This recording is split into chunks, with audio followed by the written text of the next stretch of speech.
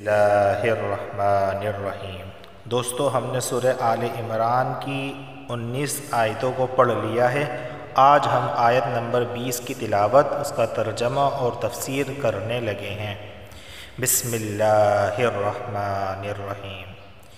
فَإِنْ حَاجُّوكَ، یہاں دیکھیں یہ ہے مد متصل، اور اس کو لازمی جو ہے 4 الف کے برابر کھینچ کر پڑھنا ہے، اور یہ مثقلہ بھی کہلاتا ہے۔ تو بس اتنا سمجھ لیجئے کہ اس سے 4 الف کے برابر کھینچ کر پڑھنا ہوتا ہے لازمی۔ اور جیم واو پیش جو واو سے پہلے پیش آیا ہے تو اسے 1 الف کے برابر کھینچ کر پڑھا جائے گا۔ حاجوک، فقل اسلمت وجہ، قلقلہ ہوگا۔ دیکھیں جیم حروف قلقلہ میں سے ہے، با جیم دال قاف تو یہاں قلقلہ ہوگا۔ وجہیہ للہ، لفظ اللہ سے پہلے زیر آیا ہے تو لفظ اللہ کو باریک پڑھا جائے گا۔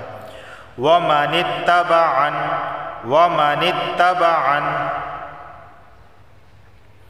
وقل للذین، وقل قاف لام پیش قل، وقل للذین، یا ساکن سے پہلے زیر ہے تو اسے 1 الف کے برابر کھینچ کر پڑھا جائے گا۔ اوتوا الکتاب، واو سے پہلے پیش ہے تو اسے بھی 1 الف کے برابر کھینچ کر پڑھا جائے گا۔ تا لام پیش تل، اوتوا الکتاب والامیین، میم پر تشدید ہے تو یہاں غنہ ہوگا۔ یا کھڑی زیر یہ، اسے بھی 1 الف کے برابر کھینچ کر پڑھا جاتا ہے۔ اسلمتم فَإِنْ أَسْلَمُوا، نون ساکن کے بعد حمزہ حلقی کا آیا ہے تو صرف اظہار ہوگا۔ فَإِنْ أَسْلَمُوا فَقَدِ اهْتَدَوْا وَإِنْ تَوَلَّوْا فَإِنَّمَا، اب دیکھیں نون ساکن کے بعد تا آیا ہے تو یہاں اخفا کا غنہ ہوگا۔ وَإِنْ تَوَلَّوْا، کیونکہ تا حروف اخفا کے 15 حرفوں میں سے ایک حرف ہے تو غنہ ہوگا، یعنی ناک سے 1 الف کے برابر آواز آئے گی۔ فَإِنَّمَا، نون پر تشدید ہے تو غنہ ہوگا۔ عَلَيْكَ الْبَلَاغُ وَاللَّهُ بَصِيرٌ بِالْعِبَادِ، یہاں دیکھیں تنوین کے بعد با آیا ہے تو یہاں پر اقلاب کا قاعدہ لاگو ہوگا۔ نون ساکن یا تنوین، 2 زبر 2 زیر 2 پیش کو تنوین کہتے ہیں۔ تنوین کے بعد اگر حرف با آ جائے تو وہاں ہم اس تنوین کو نون کے بجائے میم سے پڑھتے ہیں۔ دیکھیں اصل میں کیا تھا، بصیرن، را 2 پیش رن، نون کی آواز آ رہی ہے، لیکن تنوین کے بعد یہاں پر با آیا ہے تو نون کی آواز کو ہٹا کر میم کی آواز کو وہاں رکھ دیں گے۔ بصیرم، اس طرح بالعباد، اس قاعدے کا نام ہے اقلاب کا قاعدہ۔ اب اس کا لفظی ترجمہ کر لیتے ہیں کہ اللہ رب العزت اس آیت میں کیا ارشاد فرما رہے ہیں۔ باقی آپ لوگ چینل بھی لازمی سبسکرائب کر دیں، فری میں کرنا ہوتا ہے میرے بھائی ہے۔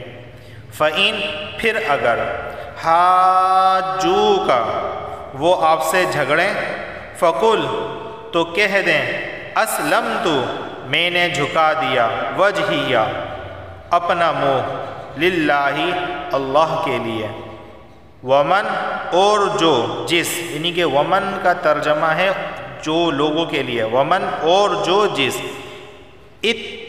ومن اتبعنی، میری پیروی کی، یعنی کہ جس نے میری پیروی کی، کہ میں نے اپنا رخ اللہ کی طرف جھکا دیا ہے، اور جس نے میری پیروی کی ہے اس نے بھی اپنا رخ اللہ کی طرف جھکا دیا ہے۔ وقل، اور کہہ دیں،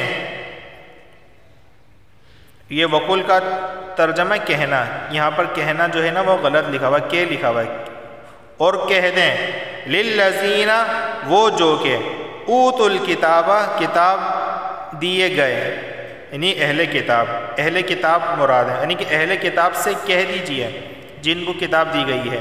والامیین، اور امی کہتے ہیں ان پڑھ کو، جن کو پڑھنا لکھنا نہیں آتا، یعنی مشرکین مکہ جو تھے نا ان پڑھ تھے، ان کو کوئی کتاب نہیں دی گئی تھی، آسمانی ان کے پاس کوئی کتاب نہیں تھی۔ اسلمتم، کیا تم اسلام لائے؟ یعنی کہ ان سے سوال ہے اہل کتاب یہود و نصارہ اور مشرکین سے، کیا تم اسلام لے کر آتے ہو، کیا تم اسلام لائے؟ فَإِن پس اگر اسلموا وہ اسلام لائے، فَقَدِ اهْتَدَوْا تو انہوں نے راہ پالی، وَإِن اور اگر تولوا وہ منہ پھیریں، فَإِنَّمَا تو صرف علیہ کا آپ پر البلاغ پہنچا دینا ہے، یعنی کہ اگر وہ اسلام سے منہ کو پھیریں، اسلام قبول نہ کریں، تو اے پیارے پیغمبر آپ کا کام صرف ان تک اللہ کے پیغام کو پہنچانا ہے۔ واللہ اور اللہ بصیر دیکھنے والا ہے بالعباد بندوں کو۔ اس کا باب محاورہ ترجمہ بھی دیکھ لیتے ہیں۔ اور پھر اگر یہ تم سے جھگڑیں تو کہہ دو کہ میں نے تو اپنا رخ اللہ کی طرف کر لیا ہے، اور جنہوں نے میری اتباع کی ہے انہوں نے بھی۔ اور اہل کتاب اور عرب کے ان پڑھ مشرکین سے کہہ دو کہ کیا تم بھی اسلام لاتے ہو؟ سوالیہ، کیا تم بھی اسلام لاتے ہو؟ سوالیہ نشان آ رہا ہے۔ اسلمتم جو ہے نا وہ سوالیہ کے لیے، اسلمتم کیا تم بھی اسلام لاتے ہو؟ پھر اگر وہ اسلام لے آئیں تو ہدایت پا جائیں گے، اور اگر انہوں نے منہ موڑا تو تمہاری ذمہ داری صرف پیغام پہنچانے کی حد تک ہے، اور اللہ تمام بندوں کو خود دیکھ رہا ہے۔